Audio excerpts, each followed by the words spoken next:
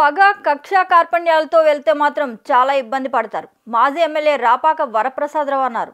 ఏ ప్రభుత్వమైనా కట్టిన బిల్డింగ్ కూల్చితే ప్రభుత్వానికైనా ఇబ్బంది. గుర్తించుకోండి, ప్రజలకి మంచి చేస్తారనే అధికారం ఇచ్చారు. దాన్ని సద్వినియోగం చేసుకోండి. వైసీపీ ప్రభుత్వం ఓడిపోవడానికి 3 కారణాలు ఉన్నాయి. అవి మీకు తెలుసు.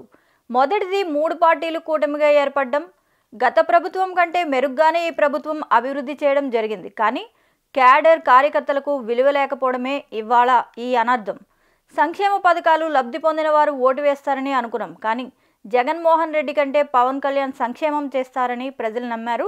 అందుకే వారికి పట్టం కట్టారని ఆయన మనసులో బాధను వెల్లబుచ్చుకున్నారు. కూటమి గెలవడానికి కారణం 3 పార్టీలు ఒక కూటమిగా ఏర్పడడంతో 3 పార్టీలు కలిసినాయి కాబట్టి వాళ్ళు గెలవగలిగారు. అలాగే 2,70,000 కోట్లు ఈవేళ సంక్షేమాన్ని అమలు చేయడం జరిగింది.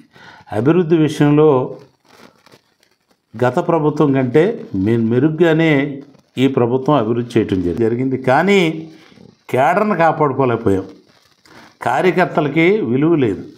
కార్యకర్తలకు విలువ లేకపోవడమే ఈవేళ వచ్చినటువంటి అనర్థం.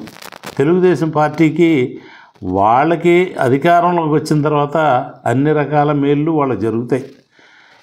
అది చూసిన తర్వాత వైఎస్ఆర్ పార్టీలో జరగలేదు కాబట్టి కార్యకర్తలు గుమ్మనంగా ఉన్నారు. కానీ కార్యకర్తలు హుషారుగా పనిచేయాలంటే ముందు కార్యకర్తలు, వాలంటీర్ల కంటే ముందు కార్యకర్తలకు విలువ ఇవ్వాలి. అది విలువిస్తే ఏ పార్టీకైనా సరే కార్యకర్తలు లేని పార్టీ ఇబ్బంది పడుతుంది. అది మనం వేరేగా ట్యాంపరింగ్ అని మా జగన్మోహన్ రెడ్డి గారు కూడా అనలేదు, చెప్పారు ఆయన. నేనేం దాన్ని నమ్మట్లేదు, అది కరెక్ట్ కాదని చెప్పి ఆయన కూడా చెప్పడం జరిగింది.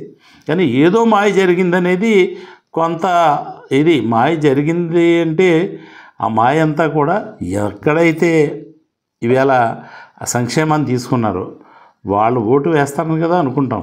కానీ అంతకంటే ఎక్కువ జగన్మోహన్ రెడ్డి గారిని పవన్ కళ్యాణ్ గారు ఇస్తారని నమ్మారు కాబట్టి వాళ్ళకు ఓట్లు వేశారు. చూద్దాం 5 సంవత్సరాల్లోనూ.